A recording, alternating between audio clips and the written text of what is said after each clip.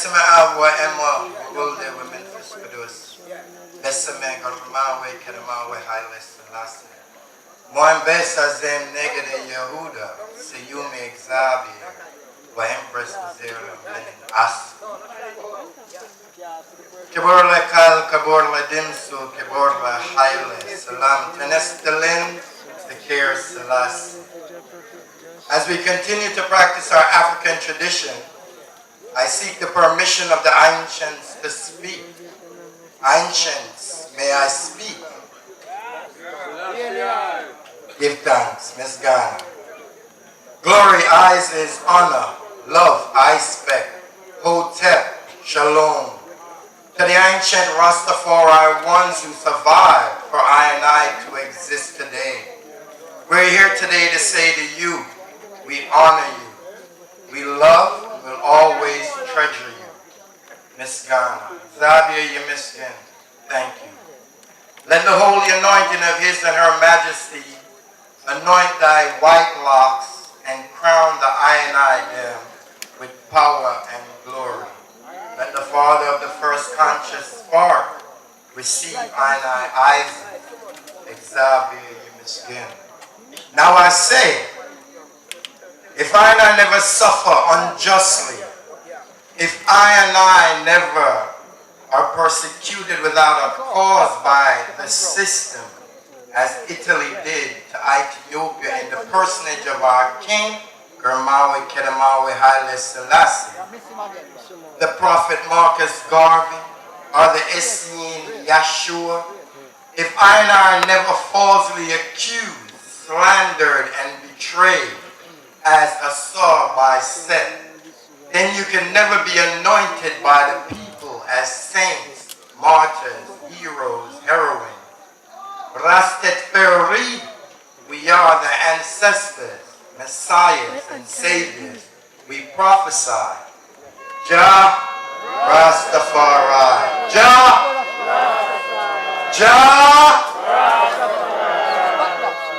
Hail to Abba Kudus, the Ancient of Days. The laws that are established as protectorates of the wrongdoers, the obvious obstacles, hardships, red tape, and paperwork that pave the way to any justice for the victims of injustice and atrocities by these bigger powers, expose that these developed nations are not about justice or willing to do what is righteous. Instead, they exploit the inexperienced population with a majority uneducated and illiterate citizenry and abuse their human rights. The Koreans, the Aboriginal Australians, the Marmars, the Anasazi, wrongly called American Indians, the Japanese, even the European Jews. All of these groups of people have called for reparations for inhumane, genocidal crimes committed against them by the state and have been heard and repaid for their wrongs. Why is it taking the government of Jamaica and England so long to hear the call of Rastafari, as well as the rest of the Africans of the diaspora that have been denied justice for so long, when it is obvious that we, the African race, are the ones that have been suffering the most of any nation? The reason is they fear the legal retribution tsunami that would follow. There are so many countries known and unknown to the public that have suffered similar atrocities by the hands of these same countries and have been given no justice or any economic redress for their suffering.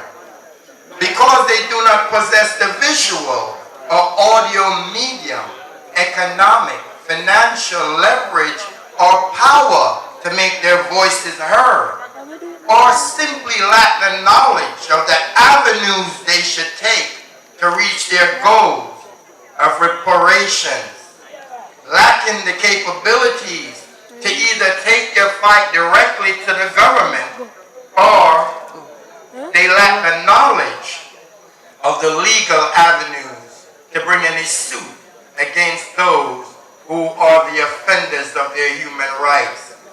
Whenever these victims of abuse get a state-appointed legal aid, these puppets of the state never truly attempt to do the opposite of their jobs. They never attempt to get the victims the justice that is truly due. Or these puppets would be doing the opposite of their jobs, which is to work for the state and stop or slow down any legal progress against the state. They're tools of delays and hindrances and frustration of the survivors of these atrocities, giving them just enough misinformation to postpone and procrastinate the case just for another year, so that these guilty nations or governments will never give an apology to the survivors of atrocities unless they intend to pay restitution or reparations to the group that they have harmed. An apology opens the door of civil and other suits that can now be brought against the offender who admits that they have offended. We are in the cosmic era of Sankofa in the African story, revisiting our history, past, to see our failures and successes, so we'll move forward without the repetition of the past errors and a maximizing of our past successes today. More than 200 million Africans died during the transatlantic kidnapping of Africans. That is almost 100 times any other recorded Holocaust. This is why we now use the term Ma'afa, which is an African term that means the great disaster. The Coral Gardens Massacre of 1963, Bad Friday, is Rastafari's third Ma'afa. We must always remember the first Ma'afa of 1963 through 41, when the genocide of Ethiopians by Italian hands, mustard gas bombs, etc.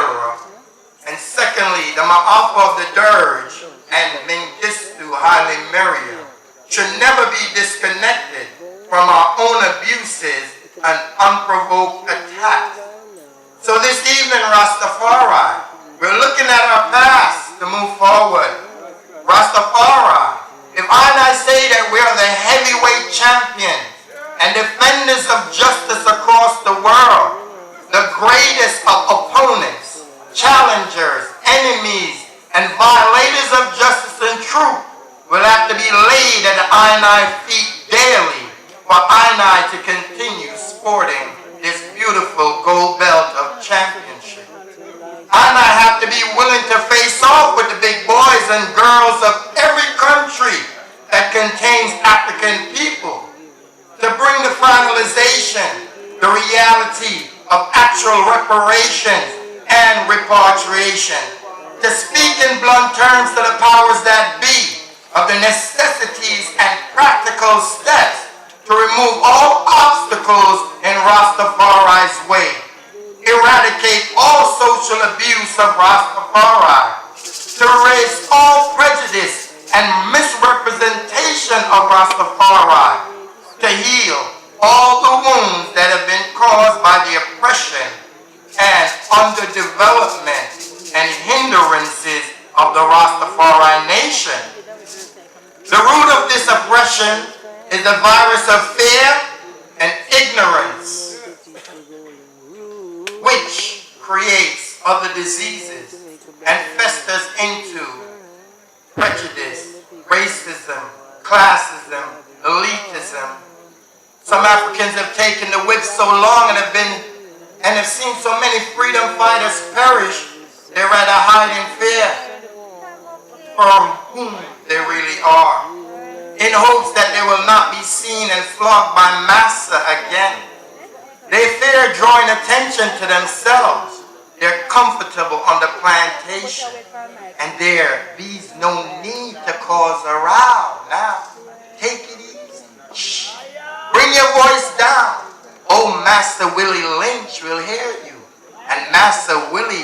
like no troublemakers, no sir. Our minds have been warped and inoculated to fear and deny our true African powers and mission of righteousness. And so we hear, and many grow to accept, the demonization of our ancient African systems of rituals and ancestral communication. And even if we don't hate or deny our true purpose as Rastafari, we're not doing all that we really can to bring about that change in our revolutionary propulsion forward towards true nationhood and sovereignty. Rastafari says no to death, yet we bear witness to the cessation of the physical body while we save the iris yet on. Rastafari need to wake up to their true divine powers. Beat the drums harder with more spiritual contact.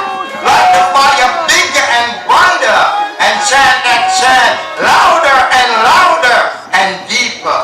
Plant the land more and more and stand up for justice and righteousness without apology.